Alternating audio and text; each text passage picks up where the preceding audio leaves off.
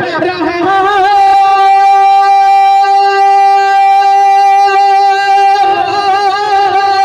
عرش اعظم سے بھیگتا رہا اور مجھ کو لگتا رہو زبان بھیگا.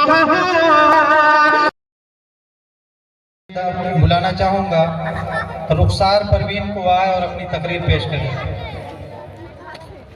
جلدی آئیں.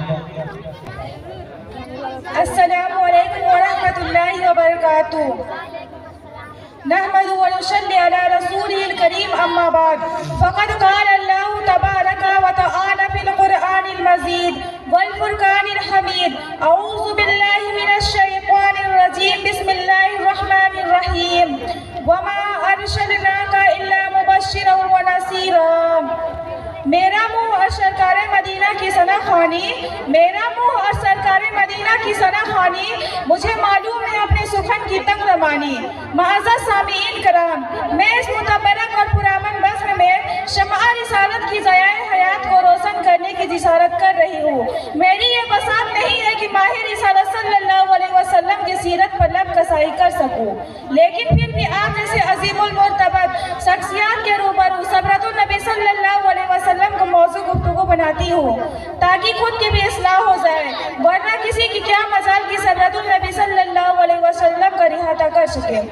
کسی شاعر نے کہا ہے ما ان مدحت محمدا بمقالتی، ما ان مدحت محمدا بمقالتی ولكن مدحت مقالتی بمحمد. کسی اردو شاعر نے کہا ہے قلم میرا کاشیر جباں میری عزیز محمد کی عظمت بتاؤں میں کیسے. قلم میرا کاشیر جباں میری عزیز محمد کی عظمت بتاؤں میں کیسے، ہے محبوب امام الرسل و فضائل مکمل سناؤں میں کیسے. ملت اسلامیہ کے دھڑکتے دلوں، بعثت نبوی صلی اللہ علیہ وسلم سے قبل پورے جزیرۃ العرب پر کوئی حکمراں حکمرانی کرنے کے لیے تیار نہیں تھا اور نہ نظام مکمل تھا، اور عدالت، انسانیت، امانت و دیانت، عصمت و عفت، زہد و ورع کا جنازہ نکل چکا تھا. شرافت و عزت کی کلیاں مرجھا چکی تھی. نفرت، ظلم، شقاوت اور عداوت کا دورہ تھا. کسی شہر نے کیا ہی خوب منظر کشی کی. بدی کا جوڑ تھا، ہر سو حالت کی گھٹائیں تھی. بدی کا جوڑ تھا، ہر سو حالت کی گھٹائیں تھی. فساد و ظلم کی چاروں طرف پھیلی ہوائیں تھی. ذرا سی بات پر تلوار چل جانی تھی آپس میں، ذرا سی بات پر تلوار چل جانی تھی آپس میں، تو پھر جنگ آتی ہی نہ تھی دو چار کے بس میں. اگر لڑکی کی پیدائش گھر میں ذکر سن لیتے، اگر لڑکی کی پیدائش گھر میں ذکر سن لیتے تو اس معصوم کو زندہ زمین پر دفن کر دیتے. غرض جو بھی برائی تھی سب ان میں پائی جاتی تھی، غرض جو بھی برائی تھی سب ان میں پائی جاتی تھی. نہ تھی شرم و حیا، گھر گھر میں بے حیائی تھی. مگر اللہ نے جب ان پر اپنا رحم فرمایا، مگر اللہ نے جب ان پر اپنا رحم فرمایا تو عبداللہ کے گھر میں خدا کا لاڈلا آیا.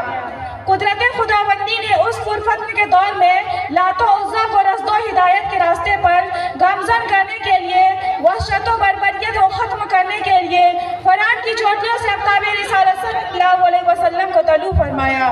مکہ میں طلوع آفتاب کے وقت آفتاب رسالت صلی اللہ علیہ وسلم عبداللہ آمنہ کے لال، عبداللہ کے لگتے ذکر، عبد المطلب کے نور نظر، دوسمبا کو اپنے تمام انوار و برکات کے ساتھ تشریف لاتے ہیں.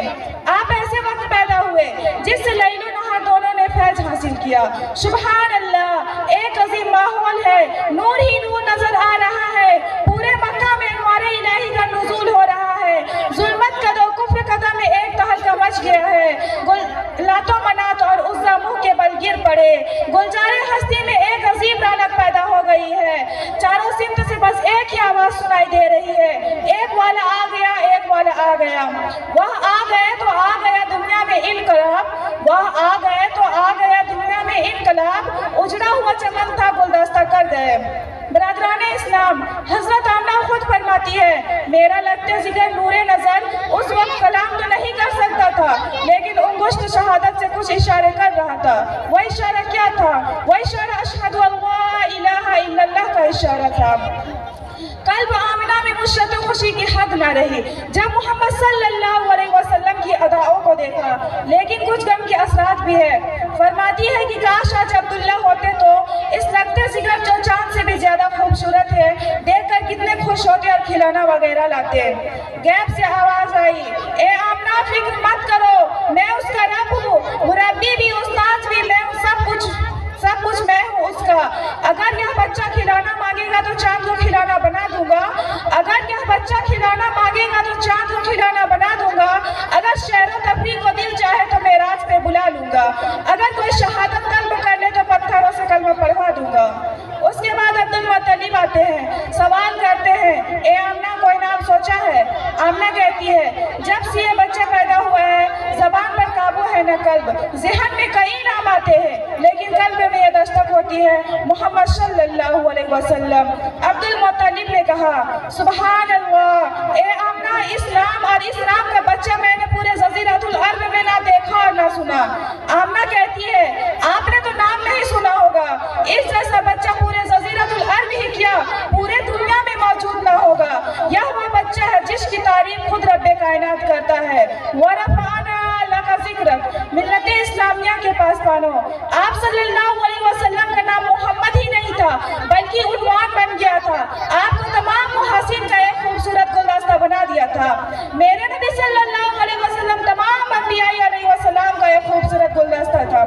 اس کے بعد تقدیر حلیمہ کی جاگیر رحمت کے بادل چھاتے ہیں, تقدیر حلیمہ کی جاگیر رحمت کے بادل چھاتے ہیں, گھر جگمگ جگمگ ہوتا ہے, تشریف محمد لاتے ہیں. حضرت حلیمہ پور نور صلی اللہ علیہ وسلم کو لے کر دبلی پتلی سواری پر سوار ہوتی ہے. یہ کمزور سواری محمد بن عبداللہ کی برکت سے قوت عطا ہوتی ہے اور قافلہ والوں کی سواریوں سے آگے نکل جاتی ہے. سبھی حیرت زدہ ہوتے ہیں کہ حلیمہ کی اتنی کمزور سواری اتنی قوت و طاقت کہاں سے مل گئی کہ اتنی تیز چل رہی ہے. حلیمہ سب گھر پہنچتی ہے تو تمام گھر انوار و برکات سے پر تھا. کسی شاعر نے کہا ہے اور اسی شعر کے ساتھ میں اپنی تقریر ختم کرتی ہوں, اللہ تبارک و تعالی ہم سب کو حیات طیبہ کو نمونہ بنانے کی توفیق عطا فرمائے, آمین. محمد کی کہلائی مادر حلیمہ, محمد کی کہلائی مادر حلیمہ, تیری شان اللہ اکبر. تیری بکریوں کو وہ پانی پلائے, تیری بکریوں کو وہ پانی پلائے جو ہے شاکی آب کوثر حلیمہ. صحن چمن کو اپنے بہاروں پہ ناز تھا, صحن چمن کو اپنے بہاروں پہ ناز تھا, وہ آ گئے تو سارے بہاروں پہ چھا گئے. وما علینا الا البلاغ. ماشاءاللہ, بہت اچھی کوشش ہے. سبحان اللہ.